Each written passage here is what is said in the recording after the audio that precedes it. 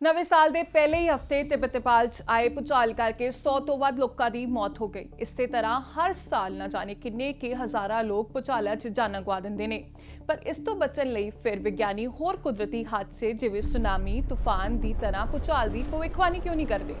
ਇਹ ਜਾਣਨ ਲਈ ਪਹਿਲੇ ਸਾਨੂੰ ਸਮਝਣਾ ਪਵੇਗਾ ਕਿ ਆਖਿਰ ਭੂਚਾਲ ਆਉਂਦਾ ਕਿਉਂ ਹੈ।